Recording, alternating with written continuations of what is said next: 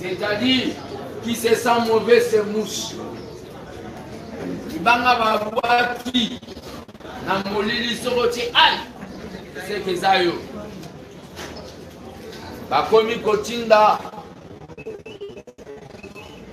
o babengi, basankara politique na bango, baya koloba, les fils Moukoko n'a pas étudié.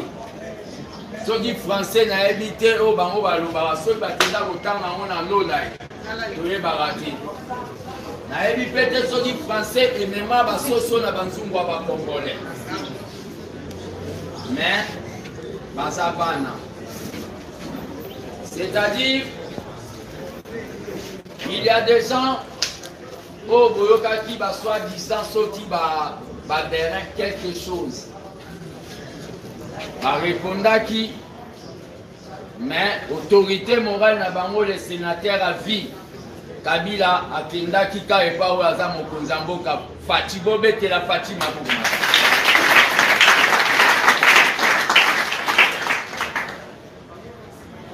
Pauvreté morale les gens mboko. Pauvreté morale les gens ne pas battu à FCC ne papa Frédal.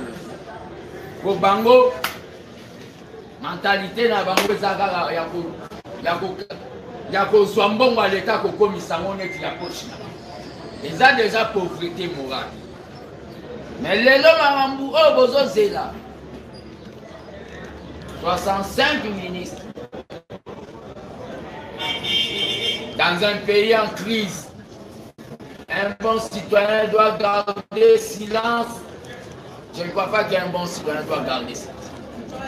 Martin Luther King a l'oba pour lui. Il ne viva. Viva.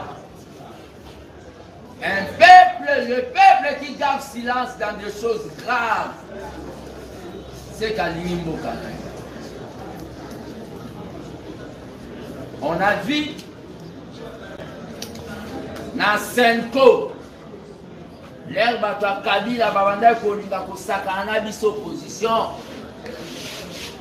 Le secrétaire général Jean-Marc Kaboun a Betana Messa, à Bima Libanda, à Lobby. Je ne vais pas signer ces histoires.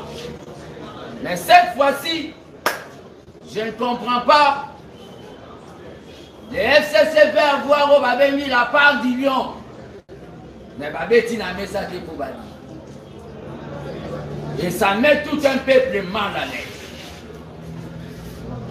Kabila voir le ministère de la Justice. Est-ce que Bagosa la justice lobby pour nous aussi? Parce que le ministre Anaza Moutou ya Kabila. Le Parlement debout étant devenu le Parlement des flatteurs, surtout le président du Parlement debout, excusez-moi le terme. Au lieu de faire le Parlement debout de l'idéal, le président du Parlement debout, ça va parlementaire debout de mauvaises informations. Un ministre de la justice de Kabila va-t-il mettre sur sa table le dossier de Chebea? Posez-vous cette question.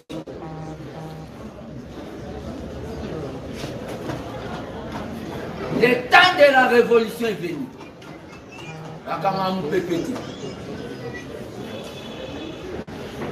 Les deux personnes que vous voyez là, ça le combat.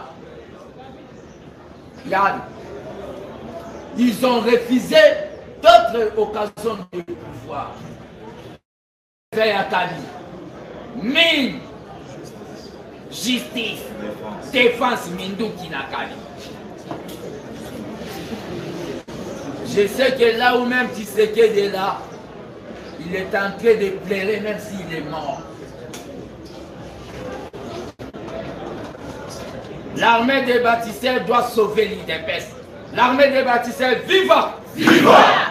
ABT, viva! Viva! ABT, viva! Viva! Viva! Viva! Debout Congolais, l'avenir c'est maintenant, debout l'Olma.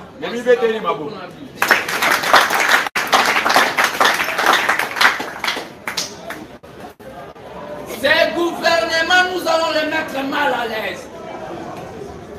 Parce que le peuple est en Zanakati. C'est pour cela, tant que citoyen congolais, considérant que toutes les actions Nazolingana impliquées, mes amis parlementaires debout, bazoya kopesa bango bentox pour baksoane salamate, j'annonce que le vendredi 30 août, nous en marche. Ça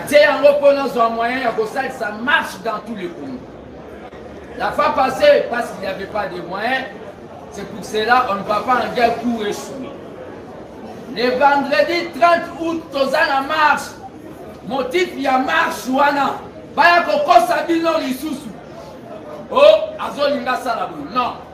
Motif à marche wana, ils ont pour avertir aux soi-disant ministres. Ne touchez pas à l'argent de l'État. Oh, yaza pour abeter ma bouche.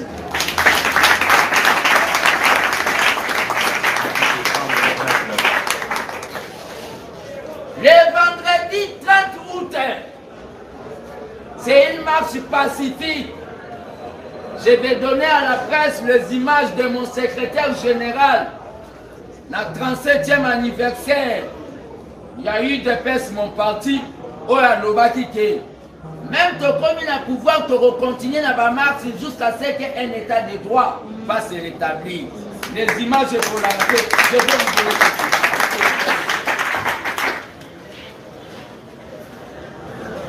donner. Ministère de la Défense. Kabila Azana Sénat. Kabila Azana on avait mis Assemblée nationale. Mais Kabila Azana peuple. Le peuple Azana hémicycle moko place ya kenda koloba, c'est la rue. C'est dans la rue que le peuple s'exprime. C'est dans la rue que le peuple a l'obisa kengo na lingala. Ils ont été. Oui.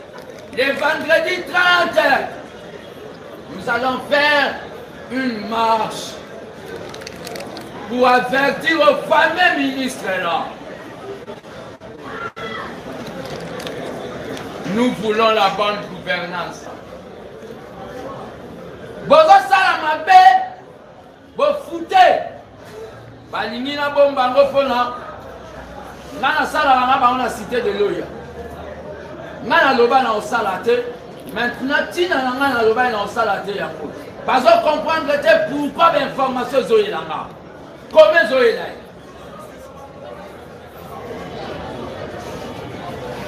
Mbongo à l'État.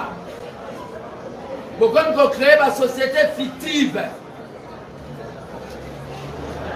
Baloba, baloba, dans ce pays, il n'y a personne qui est supérieur au peuple congolais. Même Fatih est au-dessus du peuple congolais. C'est le peuple qui est supérieur.